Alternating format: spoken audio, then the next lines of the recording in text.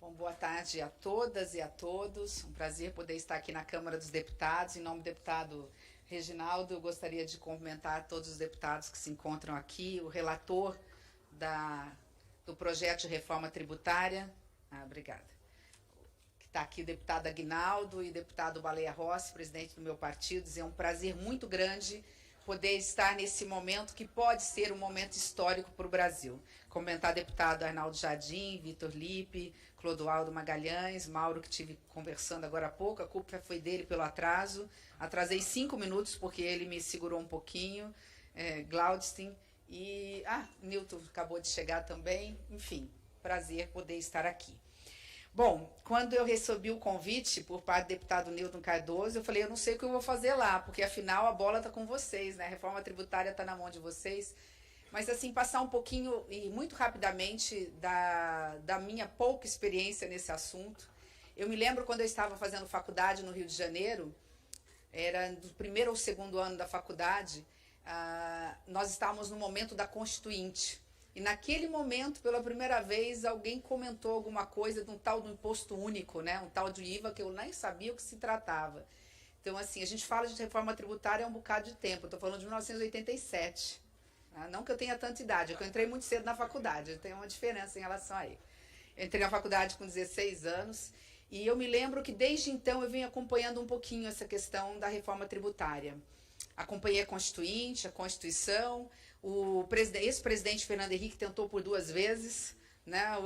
O presidente Lula, no Lula 1 e no Lula 2, tentou também por 2 vezes. E a grande pergunta é, por que há consenso de que a reforma tributária é a única bala de prata que nós temos para que nós possamos realmente sair, né, desta triste realidade de ser um dos países mais ricos do mundo com um dos povos mais pobres, né? De onde vem essa tão desigualdade social? E por que a reforma tributária é consenso e ela nunca sai do papel? Entre outras coisas, quando pulando aí na linha do tempo, né, e já vindo para o momento que eu entrei no Senado Federal, porque antes disso eu acompanhei a reforma tributária, a tentativa da reforma tributária como prefeita, reeleita prefeita, depois como vice-governadora e secretária de Estado do meu estado de Mato Grosso do Sul, e como senadora. Nós tínhamos e temos dentro do Senado Federal um grande problema, porque os senadores representam os estados da Federação Brasileira. E nós temos um país de dimensões continentais, onde quando a gente tenta avançar na reforma tributária, a gente tem um problema federativo. E a questão sempre parava, quando ela estava na ponta ali da agulha, na questão do ICMS. Nós temos estados que consomem e nós temos estados que produzem. E claro que alguns estados consomem mais, né? Outros estados produzem mais do que consomem. Então, quando a gente tenta criar uma reforma tributária, quando o eixo principal é tirar a tributação dos estados que produzem e tributar nos estados que consomem, procura fazer essa conta matemática no Senado Federal, onde nós temos 3 senadores por cada estado, somando os estados do Norte, Centro-Oeste e parte do Nordeste, nunca tinha voto para se aprovar uma PEC, portanto, uma emenda constitucional que exige um quórum de 3/5. Então, eu vi realmente, quando eu cheguei em 2015, um entusiasmo, agora vai, e, de repente, nós paramos exatamente na questão federativa, especialmente dos estados brasileiros. E eu tinha, inclusive, assim, no mínimo eu tinha senões em relação à reforma tributária, porque eu venho do estado produtor, que não consome muito pela sua baixa densidade demográfica, que é o estado de Mato Grosso do Sul, e que ia perder muito com a reforma tributária, aquela lá de 2015. De lá para cá, nós vimos o Congresso Nacional tomando para si essa responsabilidade. Acho que esse é o grande recado que nós temos que dar aqui, né? Qual é a reforma tributária que nós temos que passar? Aquela possível, aquela que sair da Câmara dos Deputados, que for aprovada pelo Senado Federal e que for promulgada. A reforma só precisa ter 2 eixos. Isso também nós temos consenso. Ela precisa tributar no consumo, isso sem dúvida nenhuma, e temos que unificar impostos. Então, esta unificação, se vai ser um IVA único ou dual, se nós vamos ter um imposto seletivo ou não, esta é uma decisão democrática a ser feita depois de uma discussão política dentro do Congresso Nacional. Não é porque eu estou aqui mas eu sempre afirmo, eu comecei a minha vida política como deputada estadual e terminei meu mandato, depois de 20 anos consecutivos, como senadora. Entendo que o espaço mais democrático que tem, dentre todos os poderes, não está no executivo, está no legislativo. Aqui nós temos todas as matizes ideológicas, todos os credos, embora se fale que o Estado seja laico, mas nós temos as nossas representações, aqui nós representamos, né, nós viemos de alguns de setores e é mais do que legítimo representar esses mesmos setores. Então, qual é a reforma ideal? É a possível. Por isso que eu sempre batia na tecla, Aguinaldo me ouviu muito sobre isso, Reginaldo, e o Baleia também, me permitam chamá-los assim, deputados, né? Olha que informalidade indevida nesse momento. Mas eu sempre dizia, olha, né, vocês são deputados, mas entenda o seguinte, a Câmara sempre foi mais aberta para aprovar. Sempre o problema estava no Senado Federal. Então, olhem com cuidado a questão dos estados federados e muito cuidado com a tentativa de trazer um imposto único num momento em que a gente ainda não resolveu os conflitos federativos. Se vai ser IVA único ou dual, repito, o que aprovar, o Brasil vai agradecer. Então, diante desse cenário, o que a gente pode só avançar? Se nós temos unidade, né, de pensamento, de que a reforma tributária é a única bala de prata que nós temos, eu diria até que o arcabouço fiscal é a bala de bronze, né? Ela resolve um problema interno, um problema de finanças, né? Um problema de credibilidade do governo, não gastar mais do que arrecada, não virar o ano de 2024 com déficit fiscal, garantir estabilidade da dívida em relação ao PIB. Isso é um dever de casa que nós temos que fazer dentro do Congresso, dentro do Executivo. Então, o arcabouço fiscal é a bala de bronze, para dar a credibilidade necessária para ir adiante, os juros começarem a cair, né, e poder o Brasil voltar a crescer e gerar emprego dentro dessa ótica monetária. Mas a verdadeira bala de prata é a reforma tributária. Se a gente tem essa unidade, os dois eixos estão muito seguros, o que falta dentro desse esqueleto? Né? O que falta é isso, nós debatermos, vermos com os setores e com os municípios onde que eles sentem a insegurança para que a gente possa avançar. Fico muito feliz de saber que o relatório do deputado Aguinaldo está vindo numa linha entre uma mistura da PEC 45 com a PEC 110. Estou sabendo que o deputado Aguinaldo tem conversado com todos em relação a essa questão de atender alguns setores que estão preocupados numa possibilidade de perda, como é o caso do setor de serviços, da mesma forma em relação aos municípios maiores, e essas dúvidas vão ser elucidadas no seu devido tempo, no fórum competente que é aqui, para que a gente possa apresentar ao Brasil minimamente uma reforma tributária justa.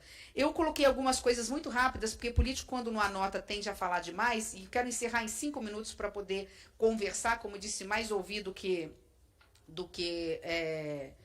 enfim, apresentar as minhas certezas, que são muito poucas em relação à tributária, mas aqui só algumas observações. O Brasil ele é muito justo na questão tributária. Nós precisamos garantir uma certa igualdade contributiva, isso não temos dúvida em relação a isso. O fato da carga tributária ser muito alta no Brasil, ela gerou durante uma distorção nessa questão, levando a lobbies legítimos fazerem dentro do Congresso Nacional verdadeiros puxadinhos, com meu voto. Então, o que nós fizemos? Né? Para resolver problema de setores, nós fomos esticando o cobertor de um lado e de outro e tivemos o que o vice-presidente da República chamou de manicômio. Né? Como disse, os lobbies são legítimos, tiveram o meu voto. Então, nós acabamos gerando essas distorções. Os benefícios fiscais, eles tiveram uma utilidade por um determinado tempo. Eu quero dizer, inclusive, que eu fui uma grande defensora dos benefícios fiscais, os incentivos fiscais para os estados que não têm a facilidade de serem estados consumidores. Eu mesma, como prefeita, consegui levar, graças aos incentivos fiscais do meu estado, a maior fábrica do mundo de celulose, e depois a segunda maior fábrica do mundo de celulose, isso lá em 2005, 2006, 2007. Só que agora, né, nós estamos diante de um cenário onde todos os municípios e quase todos os estados dão incentivos. Então, virou uma guerra no sistema tributário em que ninguém ganha. Então, diante de tudo isso, nós temos um sistema complexo, nós temos um sistema difícil de ser entendido. Segundo, aqui com os professores, eu sou só universitária, né? Os atos normativos passam de 400 mil. consequentemente, a maior parte municipais, esse manicômio para entender legislativo e normativo faz com que o Brasil gaste muito, na parte da indústria principalmente, mas o setor produtivo gaste muito apenas para entender o arcabouço tributário. Fala-se que enquanto precisa-se de apenas um contador para cada 500 trabalhadores no mercado como o europeu, no Brasil a gente precisa de um contador para cada 200. Essa é mais ou menos uma conta que me passaram. Nos Estados Unidos eu preciso de um contador para cada 1.000 trabalhadores, né, de uma determinada empresa. Repito, no Brasil você precisa de um contador para cada 200 trabalhadores numa empresa. Então esse custo Brasil, esse custo administrativo para entender o arcabouço, ele acaba ficando insustentável. As indústrias brasileiras não conseguem se tornar competitivas, produtivas, e aí nós temos cada vez mais que importar produtos e cada vez mais fechar fábricas no Brasil. Para inverter todo esse cenário, na reforma tributária que os senhores têm à mão, eu acredito que é realmente a saída. Que reforma tributária é a pergunta que eu deixo para os senhores ao encerrar aqui, dizendo que os dados que nós temos do IPEA, junto com alguns estudos que nós fizemos, né, que essa complexidade, essa burocracia da carga tributária gera em torno de 500 bi de sonegação ano. Um pouco mais, um pouco menos, eu só preciso de 20% disso da receita para comprovar e carimbar que o ano que vem a gente zera o déficit fiscal. Então, temos de contencioso passa de 2 trilhões, alguns chegam a falar quase 3 trilhões. Então, diante desses cenários, benefícios fiscais, repito, muitos deles necessários e vão continuar, como é o caso do Super Simples, a própria Zona Franca de Manaus, ninguém discute os benefícios fiscais, alguns, repito, necessários, mas eles estão beirando quase 400 bi, acho que caiu um pouquinho. Nós aprovamos no Congresso, acho que é 2 anos atrás ou 3 anos atrás, se alguém puder me ajudar, mas acho que foi há 3 anos atrás, uma PEC, que agora é emenda constitucional, que nós temos que reduzir pela metade esses benefícios fiscais. Então, nós temos diversos desafios que a reforma tributária passa a ser uma saída para todos eles. Então, diante desse cenário, né, eu acredito que uma reforma tributária que seja neutra, no sentido de não aumentar a carga tributária, mas que seja justa no aspecto federativo, garantindo um intervalo de no mínimo 20 anos, como parece-me que está se anunciando aqui, onde não tem nenhum município, nem o estado perca. Faça um fundo para garantir que esses estados e municípios tenham essa proteção. E depois de 20 anos, nos próximos 20 anos, ainda que este fundo vai caindo, eles vão sendo compensados pelo crescimento econômico, que vai, obviamente, gerar mais arrecadação. Eu acredito que é um bom, pelo menos, pontapé inicial para uma reforma tributária justa que possa efetivamente fazer o Brasil voltar a crescer, um crescimento sustentável, um crescimento duradouro, com geração de emprego e principalmente renda.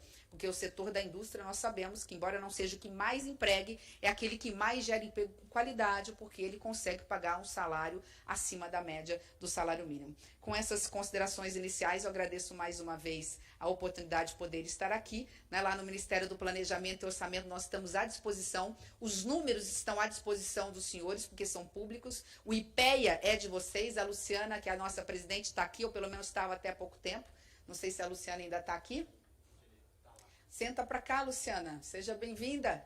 A presidente do IPEA está aqui à disposição de vocês. Também está aqui o nosso secretário de Avaliação de Políticas Públicas, Sérgio Firpo, está aqui a nossa secretária Renata Amaral, que é a secretária de Assuntos Internacionais. Enfim, está o Totó, que é o secretário de Articulação Institucional. Nós temos 5 secretarias, 3 secretários estão aqui, os outros 2 estão no Ministério da Fazenda nesse momento, entregando o texto base para análise e, obviamente, para o aperfeiçoamento do Ministério da Fazenda do arcabouço, porque o projeto é do ministro Haddad, nós só estamos ali auxiliando. Então, por isso que eu peço desculpa por não estar toda a equipe aqui, mas 3 dos 5 secretários também estão à disposição para qualquer esclarecimento. Obrigada por enquanto.